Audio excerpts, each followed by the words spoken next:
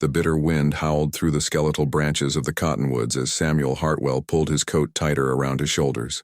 The snow had been falling for 3 days straight in Bitter Creek, Wyoming, blanketing everything in a deceptive purity that couldn't wash away the stench of injustice that hung in the air, like smoke from a dying fire. Sam stood at the edge of the crowd that had gathered in the town square, his weathered hands clenched into fists inside his leather gloves. Before him, a makeshift gallows had been erected with the efficiency that only frontier justice could muster. The rope swayed gently in the December wind of 1887, waiting. "Bring her out!" Sheriff Thomas Reed's voice cut through the murmur of the crowd like a blade through silk. Sam's jaw tightened as he watched the red-haired lawman emerge from the jailhouse, his hand resting casually on the butt of his Colt revolver. The crowd fell silent as Elena Santos appeared in the doorway, flanked by 2 deputies. Even in shackles, even with her dark hair disheveled and her blue dress wrinkled from days in a cell, she carried herself with a dignity that made Sam's chest ache. Her brown eyes swept over the crowd, not with fear, but with a quiet defiance that reminded him of soldiers he'd known during the war, men who faced death with their heads held high. "Elena Santos." Judge William Crawford's voice boomed across the square, his corpulent frame wrapped in an expensive black coat that spoke of wealth most folks in Bitter Creek would never see. "You have been found guilty of the murder of banker Harrison Mills. Do you have any last words?" Elena lifted her chin, and when she spoke, her voice carried clearly through the frigid air. "I am innocent of this crime. God knows the truth, even if this court does not." A murmur rippled through the crowd. Sam noticed how some folks shifted uncomfortably, their eyes avoiding Elena's gaze. But Judge Crawford merely nodded to Sheriff Reed, who began guiding Elena toward the gallows steps. Something twisted in Sam's gut, the same feeling he'd had at Gettysburg when he'd watched a young Confederate soldier, barely old enough to shave, get cut down by friendly fire. The wrongness of it all. As Elena climbed the wooden steps, her foot slipped on the icy surface. Without thinking, Sam stepped forward, but Deputy Harris was already there, steadying her with a gentleness that seemed at odds with the circumstances.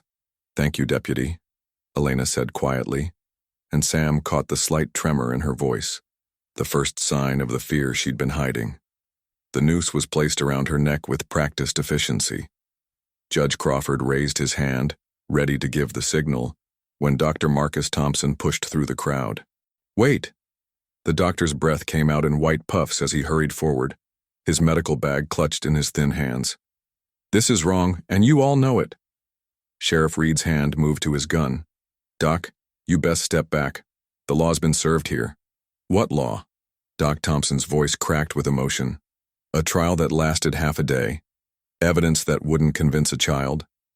She's innocent, Bill, and you know it." Judge Crawford's eyes narrowed to slits. "Dr. Thompson, you're out of order. If you don't step back, I'll have you arrested for interfering with the execution of justice." "Justice?" Doc Thompson laughed bitterly. "Is that what we're calling it now?" But even as he spoke, 2 deputies moved forward to restrain him. Sam watched the doctor struggle, watched the defeat creep into his eyes, and felt something cold settle in his chest that had nothing to do with the winter wind. Judge Crawford raised his hand again. The crowd held its breath. Elena closed her eyes, her lips moving in what Sam assumed was a prayer. The hand fell. The trapdoor opened with a sound like thunder. Sam turned away before the rope went taut, but he couldn't escape the terrible silence that followed. When he finally looked back, Elena Santos hung motionless against the gray December sky, her life stolen by men who slept warm in their beds while innocent blood stained their hands. The crowd began to disperse quickly as if lingering would make them complicit in what they'd witnessed. But Sam remained, his blue-gray eyes fixed on the still form of the young woman who had died proclaiming her innocence. "Ain't right," he murmured to himself, the words lost in the wind. That night, Sam sat alone in his ranch house, staring into the flames of his fireplace while the wind rattled the windows like the fingers of restless spirits. He'd built this place with his own hands after the war, seeking solitude in the vast emptiness of Wyoming territory. For 8 years, it had been his sanctuary, a place where he could forget the screams of dying men and the weight of decisions that had cost lives. But tonight the isolation felt different. Tonight it felt like cowardice. He reached for the bottle of whiskey he kept on the mantel, a ritual he'd performed every night since his wife Mary's death, but his hand stopped halfway. Instead, he found himself thinking about Elena Santos's words. God knows the truth, even if this court does not. The truth. Such a simple concept, yet so elusive in places where power mattered more than justice.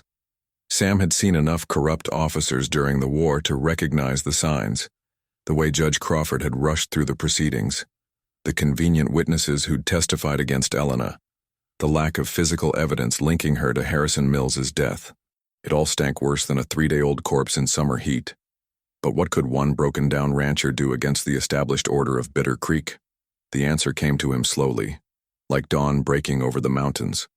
He could find the truth. He could do what the court had refused to do: investigate properly, ask the right questions, look beyond the convenient answers. It wouldn't bring Elena Santos back, but it might prevent another innocent person from swinging at the end of Crawford's rope. When the storm cleared, he would ride into Bitter Creek. He would ask questions. And if he was right about what had really happened to Harrison Mills, then Judge Crawford and his cronies would learn that some men couldn't be bought, intimidated, or silenced. The next morning dawned clear and bitter cold, with the kind of crystalline air that made every sound carry for miles. Sam woke before sunrise and found nearly 2 feet of fresh snow covering his property. After tending to his animals, he saddled Buck, his sturdy bay gelding, and began the treacherous ride to Bitter Creek.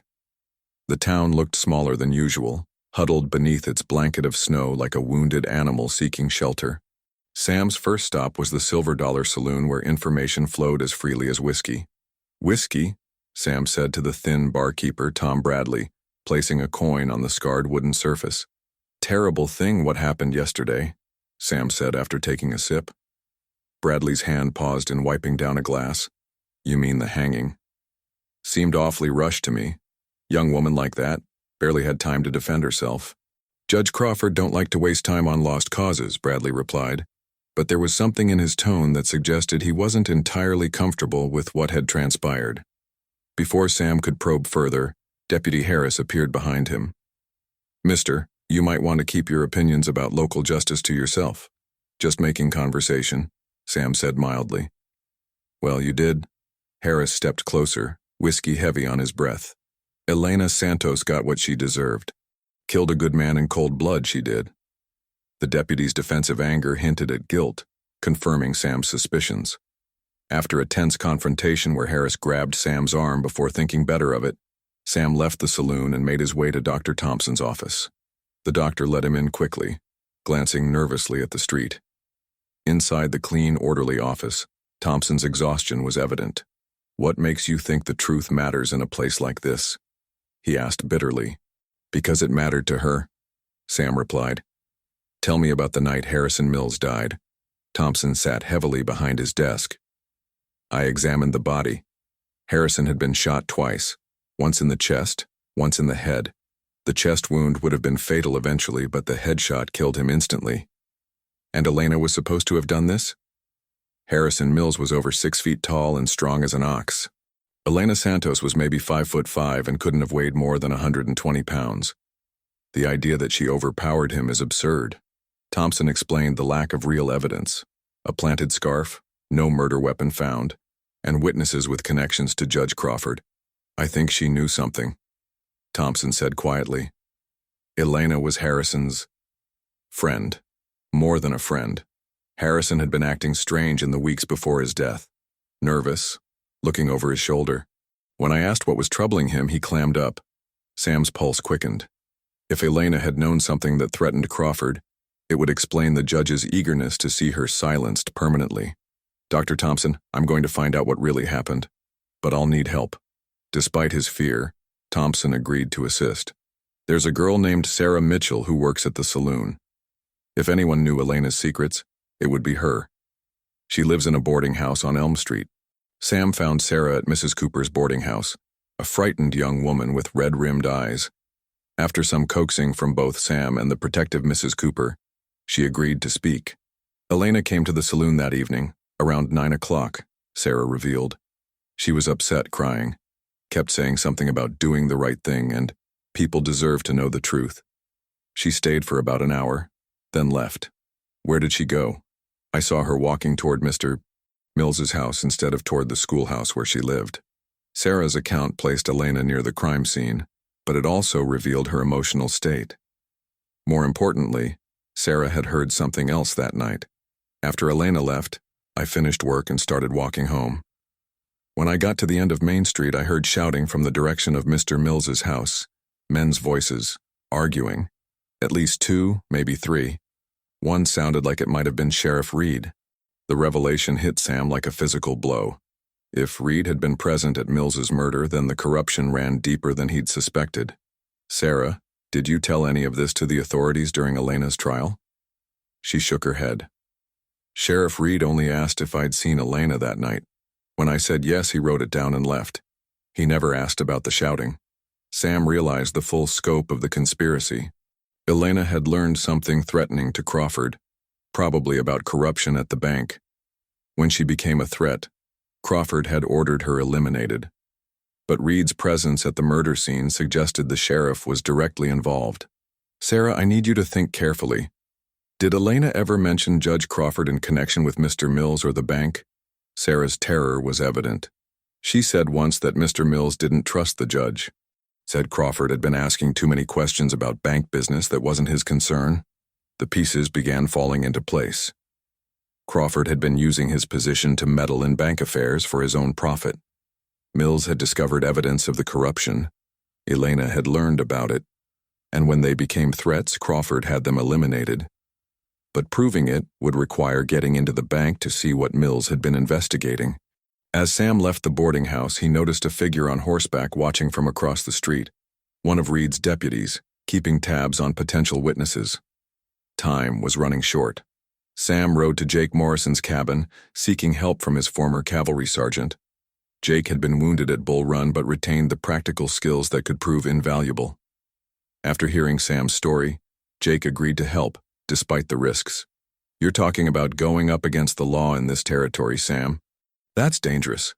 They aren't the law, Sam replied. They're criminals wearing badges. Jake knew a way into the bank through an old storage cellar with an outside entrance that Harrison Mills had shown him the previous spring. The lock was old and finicky, something Mills had mentioned but never gotten around to replacing. That night, under a full moon that made them visible but also ensured the deputies wouldn't want to patrol longer than necessary in the brutal cold, they broke into the bank. Jake's lock-picking skills from the war served them well, and they made their way through the musty cellar to Mills's office above. In the bottom drawer of Mills's desk, Sam found what he was looking for. A manila folder labeled Discrepancies, Confidential. The documents inside revealed the full scope of Crawford's corruption, manipulated land deals, diverted public funds totaling nearly $50,000, and forged documents used to seize settlers' property from families who couldn't fight back in court. This is what got Elena killed, Sam said, stuffing the most damning evidence inside his coat. But Jake's whispered warning from the window cut short their discovery. Someone's coming. Sheriff Reed and Deputy Harris were approaching the bank with purposeful strides. Sam and Jake escaped through the cellar just as the lawmen entered the building above. Reed's angry shouts behind them confirmed their worst fears. The sheriff knew someone had access to Mills's confidential files. Realizing Sarah was now in mortal danger, they raced back to town. Mrs. Cooper confirmed their fears. Reed's men had been watching the boarding house all day. Deputy Morgan had been stationed across the street, and other riders had passed by slowly, clearly surveilling potential witnesses. "Pack whatever you can carry," Sam told the terrified Sarah. "We're leaving. Now." They slipped out through the back of the boarding house and began the desperate flight north toward Fort Laramie, the only place where Crawford's influence couldn't reach them. The ride through the brutal winter night tested all their endurance, with temperatures dropping below zero and ice forming on their horses' bridles. But Reed's pursuit was relentless. The sheriff had organized a hunting party as soon as he discovered the missing bank documents, and they followed Sam's trail through the snow with grim determination. At an abandoned trapper's cabin 20 miles north of Bitter Creek, Sam made the decision to make their stand. The horses were exhausted. Sarah was shivering uncontrollably despite her heavy coat, and continuing to run would only get them caught in the open where they'd have no chance. Jake examined the defensive position with his experienced eye. "Could work," he said, noting the rocky outcroppings and stands of pine trees that surrounded the cabin. "Better than being caught running." They prepared quickly. Sam positioned himself at the front window with his Winchester rifle, while Jake covered the side approach with his cavalry carbine. Sarah huddled behind a pile of logs in the corner, her green eyes wide with fear, but showing remarkable courage for someone so young. Reed's party appeared on the ridge above the cabin as the sun reached its zenith, 4 riders moving steadily through the snow. The sheriff called out when they were still 100 yards away. "Hartwell, we know you're in there. Come out with your hands up and nobody has to get hurt." Sam positioned himself carefully and shouted back, "Go to hell, Reed. You're not taking us back to Crawford." "You're interfering with a lawful investigation," Reed replied. "That girl is a material witness in a murder case." "The only murder case is the one you're trying to cover up," Sam responded. Reed's answer came in the form of a rifle shot that shattered the window frame inches from Sam's head. The fight was on. Jake opened fire from the side window, his first shot dropping Deputy Morgan from his horse. The remaining 3 men scattered, seeking cover behind rocks and trees as they returned fire. The battle was fierce but brief. Sam and Jake's military experience gave them the advantage in their defensive position. Deputy Harris made the fatal mistake of trying to rush the cabin's back door. Jake was waiting for him, and his carbine spoke once. Harris crumpled to the snow and didn't move again. The unidentified gunman tried to circle around to the left, but Sam was ready. The Winchester barked, and the man spun and fell, clutching his shoulder. That left only Reed, pinned behind a boulder, with 2 of his men dead and the 3rd wounded. The sheriff's desperation was evident in his voice when he shouted again, "Hartwell, you don't know what you're messing with. Crawford owns half the territorial government. Nobody's going to believe your word against his." "Maybe not," Sam called back, "but they'll believe Harrison Mills's records." The silence that followed told Sam his words had hit home. Reed now knew exactly what evidence Sam possessed. Reed's final desperate gambit was to try setting fire to the cabin. Sam saw him moving toward his horse, probably to retrieve coal oil from his saddlebags. The Winchester spoke for the last time, and Sheriff Thomas Reed collapsed in the snow, his corruption and violence finally catching up with him. They buried the dead deputies in shallow graves and continued north, reaching Fort Laramie without further incident. Colonel James Matthews examined the evidence and immediately dispatched riders to Cheyenne with word of what had transpired. Within a week, territorial marshals arrived in Bitter Creek to arrest Judge Crawford and his remaining associates. Crawford tried to claim federal immunity and territorial protection, but the evidence against him was too overwhelming to ignore. The corrupt judge was ultimately tried in federal court and sentenced to 20 years in prison. His co-conspirators received lesser sentences, but all saw their careers and reputations destroyed. The stolen money was recovered and returned to the families and businesses Crawford had cheated over the years. Dr. Thompson was appointed interim mayor until proper elections could be held. One of his first acts was commissioning a proper headstone for Elena Santos with the inscription, "Elena Santos, teacher and truth-teller. God knows the truth, even if this court does not." Sarah testified at Crawford's trial with remarkable courage, but her ordeal was far from over. The newspapers had picked up the story of the corrupt judge and the innocent teacher who died to protect his secrets. Reporters came from as far as Denver and San Francisco, eager to interview the young woman who had helped expose one of the territory's biggest scandals. The attention was overwhelming for someone as shy as Sarah. Every day brought new visitors to Mrs. Cooper's boarding house, journalists, lawyers, even curiosity seekers who wanted to meet the girl who had brought down Judge Crawford. Sarah found herself unable to work at the saloon, unable to walk down the street without being recognized and approached. "I can't stay here," she told Sam during one of his visits to check on her welfare. "Every time I close my eyes, I see Elena hanging from that rope. And now everyone wants to hear the story over and over again." Sam understood her distress. The girl had shown remarkable courage in testifying against Crawford, but the constant attention was taking its toll.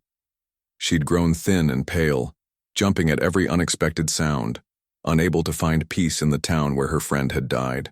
It was Dr. Thompson who suggested a solution. "I have a cousin in Colorado," he told Sam and Sarah. She runs a school in a small town called Willowbrook, about 50 miles west of Denver. She's been looking for an assistant teacher, someone young and dedicated. Sarah's eyes lit up with the first hope Sam had seen in weeks. Teaching? Like Elena? Just like Elena. Thompson confirmed. It would be a new start. Away from all this. Away from the memories and the reporters and the people who see you as a curiosity rather than a person. The arrangements were made quickly. Sam volunteered to escort Sarah as far as the railroad in Cheyenne, where she could catch a train to Colorado.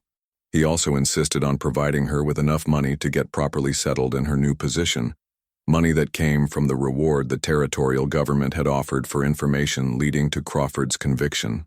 "I can't take that," Sarah protested. "You're the one who solved the case." "Elena solved the case," Sam replied quietly. "She died to keep the truth alive. This money should go toward continuing her work." The morning of Sarah's departure was clear and cold, with fresh snow sparkling like diamonds in the early sunlight. Mrs. Cooper packed enough food for the journey, tears streaming down her cheeks as she hugged the young woman who had become like a daughter to her. "You write to us," Mrs. Cooper insisted. "Let us know how you're getting on." "I will," Sarah promised. "And someday when I have my own classroom, I'll tell my students about Elena Santos, about how one person standing up for the truth can change everything." As they rode toward Cheyenne, Sarah was quiet for the first few miles, lost in thought. Finally, she spoke. "Mr. Hartwell, do you think Elena knew? That night when she went to see Mr. Mills, do you think she knew it might cost her life?" Sam considered the question carefully. "I think she knew it was dangerous, but I also think she believed that some things are worth the risk. Truth is one of them." "I want to be like her," Sarah said with sudden determination. "Brave. Willing to do what's right even when it's hard." "You already are," Sam told her. "You proved that when you testified against Crawford." They reached Cheyenne as the sun was setting, painting the sky in brilliant shades of orange and purple. The train to Denver wouldn't leave until the next morning, so they spent the night in a respectable hotel near the station. Over dinner in the hotel dining room, Sarah talked about her plans for the future. She wanted to learn everything she could about teaching, about helping children discover the world through books and learning. She spoke of Elena's influence, how the teacher had shown her that education was a path to freedom and dignity.